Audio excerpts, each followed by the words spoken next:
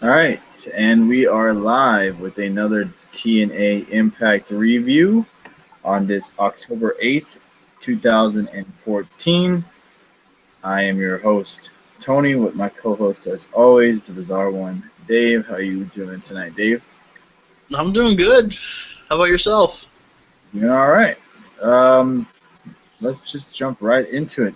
And this was the TNA Impact where we saw the final series match between the Wolves, Hardys, and Team 3D in a full Metal Mayhem match.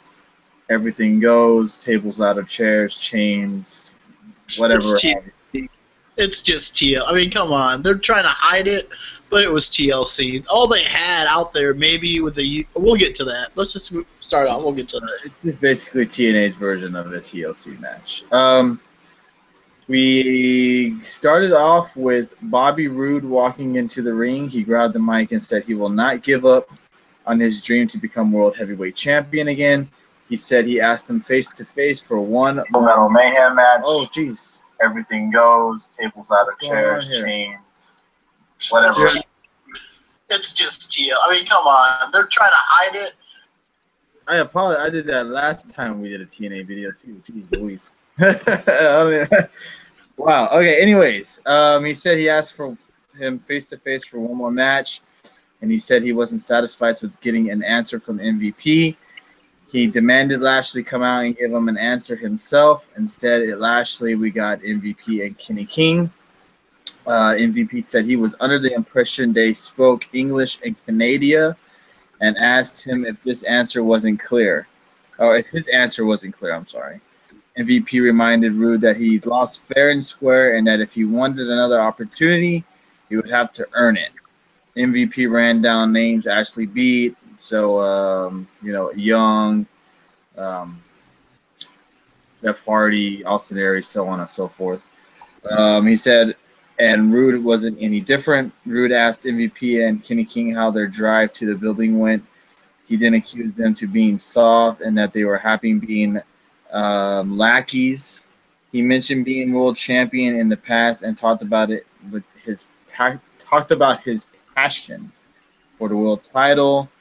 MVP eventually tossed out the idea that if Roode can defeat MVP and King in a match, he could get another title shot. But if he loses, he will never again get a shot at the World Heavyweight Championship. Roode was reluctant, but eventually agreed. And set up. Which was pointless because it was a lie, basically. What's that? Because it never. I mean, we'll get into it, I guess, because of what Kurt Angle says later on tonight. Yeah, this whole episode was kind of like what? Because they decided to finally promote their pay-per-view after. Yeah. By the way, it's this Sunday. Yeah, 3 or 4 days away, and they're finally promoting their pay-per-view, which is not going to have one single title match. I'm sorry, not World Heavyweight Championship match on their biggest pay-per-view of the year. No one's gonna buy this. This is all for the Wrestle One Great Muto's promotion. It's gonna be. Hopefully it is a big hit over there. I hope it is, but because no one over here is gonna pay a dime for it. It's kind of up in the air about buying it, but I think I'm not going to see it. Yeah, so I wouldn't waste no money on it. Yeah, I mean, TNA fans do watch it. We apologize, but we will not be doing a TNA Bound for Glory review, nor will we do a prediction show, because it's more of a Wrestle One. It's gonna suck. It's Wrestle One versus TNA, and it's not a Bound for Glory pay-per-view. It's not legit. It's not. This is like a throwaway year for TNA. It really is. I mean, this whole year is basically turning into a throwaway year. Where like, okay, let's just get to 2015. That's all they're worried about. Right. Next, we had a video package that covered Havoc capturing the TNA Championship, which then led to our first match of the night, which was Madison Rayne taking on Angelina Love and Aaron Terrell in a #1 contenders match. And this is another match that made me confused because after the match, well, let's just get into the match. What did you think of this match, Dave? It was sloppy at best. I mean, I understand what you're saying too, because you're like, okay, so they just told us the winner of this match, Velvet Sky. Before you got to it, because Velvet Sky wasn't even in the match, but she's the #1 contender this weekend at Bound for Glory. So it's like, okay, then why'd you even have this match tonight? Why not have it next week? Yeah, exactly. My thing is, they didn't mention Velvet Sky being in a title match versus Havoc until after the match is over. They could have played it off to where they could have said this is a knockouts match to face the winner of Velvet Sky and Havoc at Bound for Glory, TNA Bound for Glory. But they made it seem like the winner gets a title shot. So I'm thinking, okay, the winner gets a shot at Bound for Glory. But it doesn't go that way. It's Velvet Sky, who I don't remember even getting how she got a #1 contender shot, is the #1 contender facing Havoc. Because she's one of the most popular TNA stars.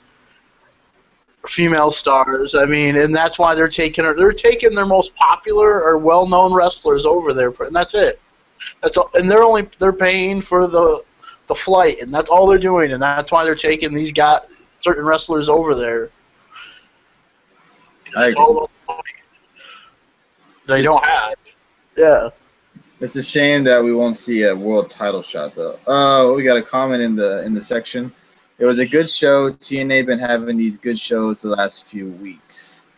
Yeah, I mean, we haven't got to the end of this video, which we'll get to that. So, I mean, we're going to talk about the rest of the show. We're not crapping on the show. We're just mentioning that we think it's stupid how there's no title matches at Bound for Glory. And it was just been kind of weird the way these shows are put together. They're taped in months in advance, and it's getting really bad. But the matches have been good. Yes, they've been. I will give them credit. The tag team series was a great idea, so I'll give them very, very much credit on that one. But anyways, get to the match. Madison Rayne ends up getting the victory by, I guess, holding the tights of Terrell. I'm not a big Madison Rayne fan myself, so not really looking forward to this match whenever it happens. But she ends up getting the win over Angelina Love and Taryn Terrell. Backstage, we have MVP and Kenny King assuring Bobby Lashley that they had Bobby Roode covered, and they then showed a video package that was the betrayal of the Great Muta by Sanada, and they announced the match of Storm and Sanada taking on Low Key and Tigre Uno coming up next, which was the second match of the night. Tigre Uno and Low Key taking on the Great Sanada and James Storm. What did you think of this match, Dave? It was bad. I thought it would make more sense to me, but maybe I'm just because isn't Tigre Uno from Wrestle One as well? I'm not sure. I think he's a luchador. I thought he came from there too. My bad. Okay, but why not put him on? Because this guy is really fun to watch. I mean, Tigre Uno. I mean, Sanada's good too, but it would have been to me better if that was the tag team or something considered like that with Muta, but instead of Tajiri, but you want the bigger stars. And to me, this match would have been better if it would have been Manic and Sanada in a tag match against these two than James Storm, not really his style of wrestling. And they're not in New York no more, I don't believe, so maybe Loki is signed like somewhat of a deal with TNA. Yeah, maybe. I mean, that's nice to see him still there because he's a good wrestler. He's not really going to be used much except for getting these guys over. But I mean, it's different. I mean, what do you think of the match? It was all right. I mean, it gets James Storm, Great Sanada momentum going into the pay-per-view this Sunday, where they're going to be taking on Tajiri and the Great Muta. Am I interested in the storyline? Not at all. And that's just not me hating on TNA. It's just that's TNA's fault because they haven't really promoted this pay-per-view at all. But I mean, they're all right match. Storm gets to win. Storm and Sanada get the win, and we move on. Next we have Gunner and Sam Shaw argue about whether he could handle Bram. Shaw revealed that he had his sleeve tattooed to impress Gunner, which made Gunner angry. He asked Shaw if he ever thought about being himself rather than living for other people. Shaw asked him if he ever thought about being more supportive. Yada yada yada. Blah blah blah. Are you even interested in this storyline between? To me, it does seem like they're finally changing Samuel Shaw's psycho gimmick a little more. I like that part of it, and it does seem like it's just a matter of time before he's joining up with James Storm to me. Yeah, well, I guess we'll have to tune in and find out. After that, we had Sam Shaw versus Bram in a Monsters Ball match, which was not a bad match. I thought it was really good. Yeah, it was pretty good. I mean, it was different. I mean, I don't know if I liked it or I didn't hate it, but I mean, it was hard. We haven't seen some hardcore matches in a while, so I mean, it wasn't that bad, I guess. Yeah, the last couple of videos kind of dogged him about having hardcore matches every week, and they kind of stalled out on it. And when you can have, I don't know, they didn't really use very much weapons to overextend. Played to the crowd, which there's not a crowd, not really a crowd there to play to, but they haven't really played to the crowd like they were playing to the New York crowd. But like there's not much of a crowd there anyway, so that's why too. Yeah, true.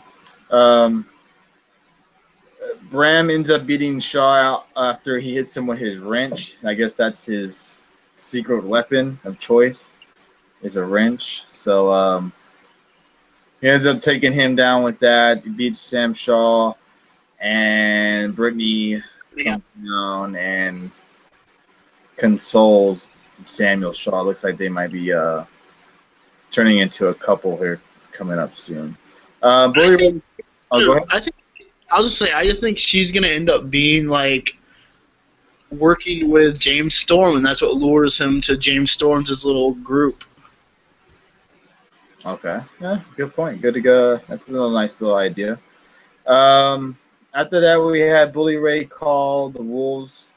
We go backstage. I'm sorry, and Bully Ray called the Wolves crazy for making it a full Metal Mayhem match.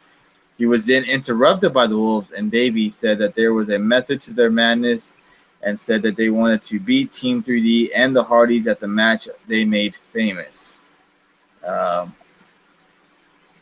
TLC. The hype, famous. they really hyped this match. I mean, they hyped the hell out of it. I mean, I wish they hyped this match like they did I wish they hyped Bound for Glory like they did this match. Like, seriously. I mean, now it's all about the numbers. It's all about TV rate. It's not even about pay-per-views for TNA anymore. It's about getting big ratings, and that's it. Yeah, true. That's where we led to Bobby Roode taking on MVP and Kenny King in a handicap match. Elimination, yes. And I thought it was a pretty good match until the ending, which I thought made no sense. Which was to me, it stated and causing a disqualification. It said something more though to me, like Bobby Roode or Lashley wanted to face Bobby Roode. That's what it really said to me. And like they said, if he wins, he gets a title shot. Well, it's like he won the match. Well, you're not getting a title shot. You got to wrestle again. We find out later on that there's going to be a number one contenders match next week on Impact. I don't know if it's against the same people or if it's one-on-one versus MVP. Like a fatal four-way type match. It would be like Bobby Roode versus Jeff Hardy versus Austin Aries and Eric Young, I believe. Oh, that should be a pretty good match. I think that's what it is. I'm not sure if that it all happens. The title match is next week too. I'm not sure about that, but I guess we have to wait and find out. Next, we go backstage where EC3 said Rockstar Spud had one more chance to show his loyalty to him. Otherwise, his future didn't look too bright. EC3 was in the ring and spoke about never being pinned. He said his history is unauthored by the winner, and he was writing his own history in TNA. He then said that he was going to offer one man the chance to make amends and demanded that Rockstar Spud come out to the ring. He told Spud that it's no secret that he had failed him and wanted to give him a chance to make things right. Spud told EC3 that he knows everything about him and he's his best friend. Spud spoke about his preferences at hotel rooms, his favorite color, and how he can't stand when crowds tell him he can't wrestle. I mean, it sucks that they're breaking these guys up, but they also did it pretty darn good too. How they did this. Yeah, EC3 says Spud was the last line of defense to protect Dixie Carter. He called him a loser like the rest of the 99%ers in the audience, and said he could no longer stand in his presence. Spud took some physical abuse, said that he was not a loser. He was Rockstar Spud. Spud finally snapped and slapped Spud across the face. He slapped EC3 across the face. EC3 told him he had heart, which is what makes them so much sweeter. He then fired Spud. And there goes the split between EC3 and Rockstar Spud. It's a shame. They will be missed. He's going to be back. He ain't going to be fired. I know, but I mean, the group, they're going to be missed. It's a shame. Yeah. Of the group or the yeah, but did you like how they did this? Kind of like the bully versus the guy getting bullied, and he kind of like, you don't like it at all? I mean, they played it off very well. I liked it. They did a really good job. I mean, and it would be kind of cool to see if they do give us a match with these two in the coming weeks. I mean, I think it would be interesting. The crowd's really behind him, too, right now. They got behind him during that segment. Right. I think you're right. It would be very interesting to see what they do. Backstage, we get Kurt Angle. He told MVP that he is no longer the GM, and what happened tonight would never happen again. He said Bobby Roode would get more opportunities to get a TNA title shot. MVP and crew claimed it was the Old Boys Network and left, whatever that meant. Which then led to our crazy, brutal, full Metal Mayhem tag match for the TNA World Titles. The final match. Okay, TLC, as you like to call it. They said Full Metal Mayhem. The only thing I seen even besides our barricade once or twice maybe. There was ladders and tables just and chairs surrounding the ring. There was nothing else. That was it. It was TLC when they Full Metal Mayhem tag. Like, I mean, it was TLC. I mean, it was a good match. I'm not gonna say it wasn't. I don't know why I wasn't like over the top about it, like I would be in most matches. I mean, the spots are very nice. The powerbomb onto the barricade, Jeff Hardy falling onto Bully Ray onto the two tables outside the ring. Jeff Hardy diving between the two, the table ends when he dove through that and missed Bully Ray or whatever it was. Yeah, I thought that was kind of silly though. Like, I thought that was kind of cool that he didn't get hit with one of those table things. Like crap. Yeah, but I mean, I liked the spot, but it was just kind of silly for him to go up there. And then, I mean, Bully Ray had enough time to recover to see Jeff Hardy do that. But I mean, all in all, it was a very brutal, very awesome, very good match. It definitely saved TNA's impact tonight, I would say, because kind of TNA's impact was just they kind of force-fed you Bound for Glory, like. Yeah. But you did say you felt it was overhyped and it didn't live up to the hype.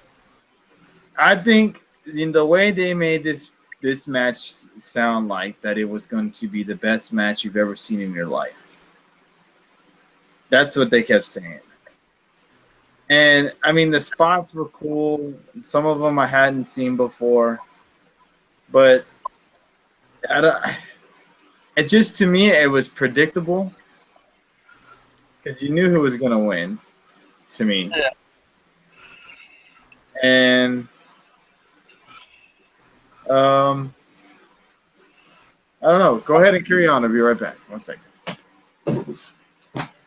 My whole thing is, and I'll wait till I get completely into it because I want you to hear what I have to say, but, I mean, I thought the match, I mean, the spots were really good. I enjoyed the match. I mean, the match was, I mean, for a minute, I guess you could think, well, if they did have the Dudleys win, they could have them defend the tag titles over there, I guess, at the Wrestle 1 for Bound for Glory against Dreamer and Abyss, which I don't understand. Getting into that again, I don't really understand that at all. I mean, why is Dreamer and Abyss taking on Team 3D when Dreamer and Team 3D are all best friends? Just a month or so ago, they were in a 6-man tag to put Dixie through a table, and now they're facing each other? I mean, there's really no point to that storyline at all. Right. I mean, that's kind of pointless to me. I mean, we know they're all friends, so what, Sandman didn't answer the phone call? I mean, that's all that was. I mean, that's what I think anyway. I mean, that whole thing was kind of ridiculous to have Team 3D versus, for some reason, Abyss and Dreamer. And some of the other matches are just stupid, but, I mean, getting to Full Metal Mayhem, this match is really good. My point on the whole issue is you have Team 3D and the Hardys, who probably haven't wrestled this type of match in probably over 10 years, if not 14 years. And for those 4 guys right there, the Wolves did a great job too, to come out and put on a match like they did tonight. To me, that was like, wow, these guys haven't done something like this since they had the match, at least in a tag team style. And I was like, wow. I mean, and to get this on free TV, a match that was probably the best match I can remember seeing, like, for free. I mean, you didn't. I don't even know if TLC this year, a match at TLC this year in December, will even be as good as that match. But I mean, you know, wrestling today, it seems like it's all about big spots. And that's what it really is. You see a spot, okay, that's a good spot, big spots. And we all knew the Wolves were going to win, and they did. I mean, I don't know if you heard what I was talking about, but yeah, I heard you. Like I said, like those 4 guys haven't done a match like that in probably over 10 years, and to put it on, like, and the Wolves did good too, and put it on free TV like that. I mean, a TLC match this year might not even be that good. Yeah, you're right. It should be interesting to see how maybe WWE comes up with something better or not. But all in all, tonight's Impact was really good. Yep. I mean, the main event was really good. The Bobby Roode match was all right. Knockouts match could have been better. I mean, other than them being hard-headed and not promoting Bound for Glory like they should have. I mean, they could have did what they did tonight last week and the week before and the week before that and the week before that. They just decided not to. I don't know why, but I understand it's all about getting a new TV deal, but still, I mean, you got to promote something that's going to be on pay-per-view that is your biggest pay-per-view of the year. That's my opinion. I just think it's there, like we talked about earlier. It's a throwaway year for TNA where it's like right now they're just worried about getting a new TV deal and trying to get to 2015. And who knows, pretty soon we're going to be having really bad impacts because they're going to be taped and there's going to be mostly filled with maybe a match or two with some highlights. That's going to be pretty much it. Right. I mean, I don't even know if we want to review those, if that's going to be basically what it is some highlight shows with maybe one match or two matches, if that. Yeah, I guess we will see. But yeah, that's pretty much going to wrap up our video tonight. We give TNA a pretty solid pass, but especially with that Full Metal Mayhem match, TLC, whatever we're going to call it. Wolves win the match to retain your tag titles. Like Dave said. I'm sorry? Where do they go from here? I mean, they kept talking about, oh, TNA is the best tag division in wrestling. Well, who's the next tag team? Yeah. I mean, they don't really have a tag team division very much, so, but I guess maybe we'll just start throwing tag teams together maybe now.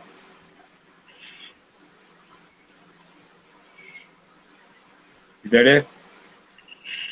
Yeah, but we should also, if you want to mention about Monday, so that was, I mean, our views were awesome on Monday, and thank you guys for checking them out for Raw. I mean, wow. Oh, yes.